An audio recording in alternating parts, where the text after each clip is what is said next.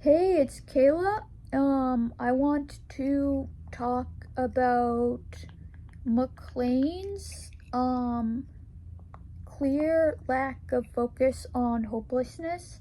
This is a general pattern I noticed. It's like when they do talk about hopelessness, it's a lot less than you would want to see, and it's oftentimes just treated like a checklist, like among many other things. Um, and this was especially prominent in a lot of their recent papers on Google Scholar that I found that like took place largely in 2021. At least like the electronic testing for like a lot of certain measures, and I was one of the people that took place in it. This was something that they'd come around to my unit and be like, "Oh, does anybody," or they would go to specific people and say, "Would you mind taking part in this research? It's voluntary," that type of stuff. I took place in it, and one of the tests they gave was on hopelessness, Beck's hopelessness scale. I would come up consistently high on Beck hopelessness scale, which makes sense. When I took the MMPI 3, I came up in like the 0.01% of hopelessness, and also too on the PAI, which they gave me, I came up very high in it, but of course they like didn't show any of the raw scores, and they also were spinning this narrative that like any score that they didn't want to acknowledge was exaggeration, and instead they wanted to diagnose me with BPD despite like very low BPD scores. And that's kind of part of it. They lump like a lot of stuff into BPD, and this includes like cluster A traits like pervasive suspiciousness and like magical thinking. And they don't even want to consider like a comorbidity with cluster A lot of times. And they do this like weird mental gymnastics where they like say like, "Oh, BPD does have odd thinking type stuff because they have these like low self-worth from being abused, like, oh, I deserve to be abused," or um I'm fat, so kind of like more like body dysmorphic type of stuff. Then that also means, oh, if they think they're clairvoyant, that's also just likely part of the BPD. And it's like, what are you even talking about? But yeah, so they're like diagnosing like cluster A comorbidities. They also say like pervasive suspiciousness is like a temperamental trait of BPD, and it's a core BPD trait. Very strange. Now, like pervasive suspiciousness, I think probably could be in some people like a secondary effect to BPD, but it's like, I don't know, their explanation that it's like a temperamental core trait is just absurd. I mean, even within their own kind of internal framework, I could think of a much more logical explanation for that, but it isn't really like the main focus of this video. However, yeah, they also label hopelessness as in one of these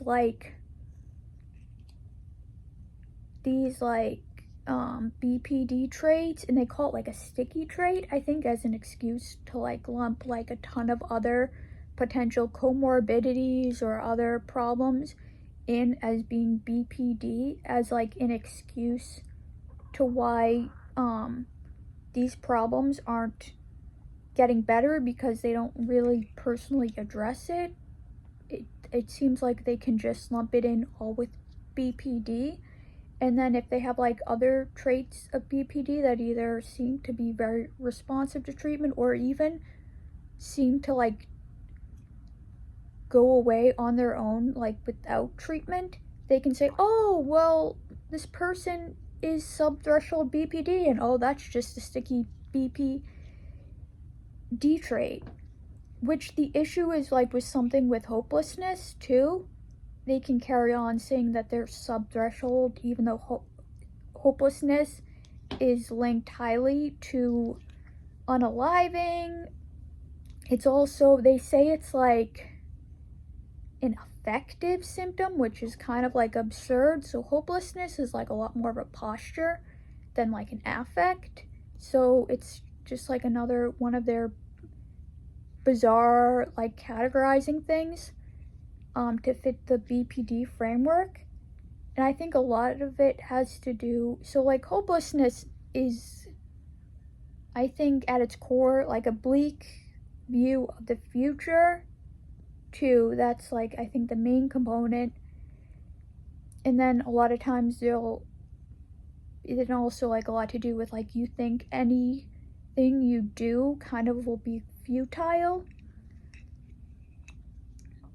in the future will just more than likely be very bad. And a lot of times too, it's like then you'll have aspects of like negative worldview or like negative views of the self.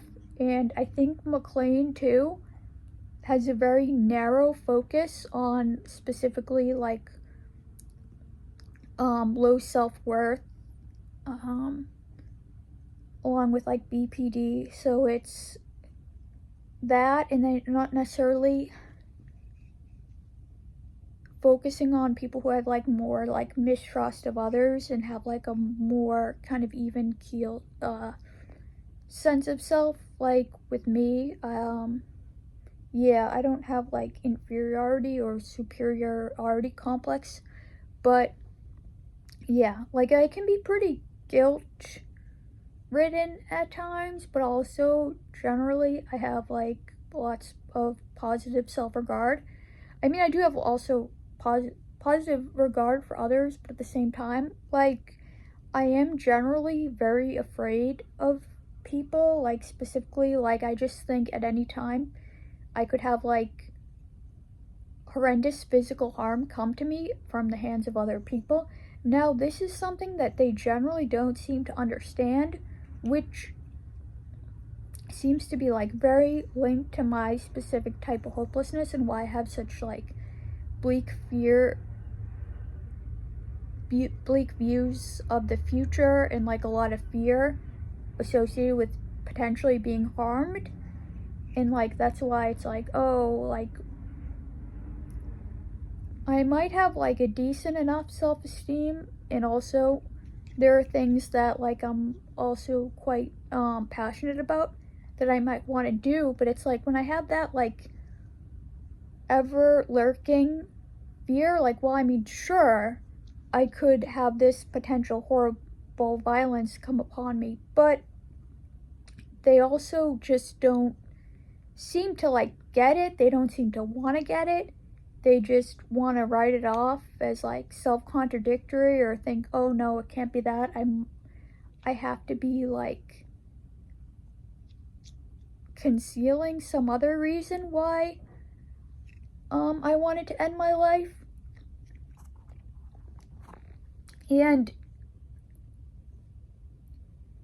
yeah, I think that also like plays into their lack of focus on hopelessness as its own thing. Because I mean, I think generally a lot of times hopelessness, like when you have more of like a bleak worldview or kind of like fear of others that's driving the hopelessness, that's part of like the general kind of understanding of hopelessness. I do think it's understood and focused on a bit less than like when you have kind of more of like a severe self-esteem issue. However, like there's usually more of a focus on it, I find, in the general mental health. In McLean, just they don't focus on it. And I feel like because they're like considered leaders, it's a real problem that they don't focus on hopelessness the way they do. And also, they just like list it off as like another thing to be ticked off in a checklist. And that's true even for like BPD. Like BPD, I think, can be associated with really bad hopelessness. But at the same time, like, I think they largely kind of are coasting on their legacy, because like they say, oh, we're BPD leaders and we do cutting edge research, and they have come out with some research that's quite controversial, but also too they tend to share stuff like, oh, BPD has a good prognosis, and it's like that hasn't been cutting edge for decades, really. That's been the common accepted kind of point of view. As well as like their treatments also have not been cutting edge for decades. So yeah, I don't think what they say is like, oh, you know, we're leaders and we're doing all this cutting edge stuff. Now, they could say, oh, you know, our treatments are proven to be effective. At least that, there's like a lot more truth to it. But it just seems like a lot of McLean's focus is on like performative stuff, and you know, I think it's definitely very overrated, and I don't think the money is well utilized in a lot of cases. Like these recent studies that came out, they don't even include hopelessness in it at all. And in their general work, hopelessness is often a forgotten category. Okay. I'm gonna talk about this more, but yeah, I just wanted to get it out there. Thanks for watching.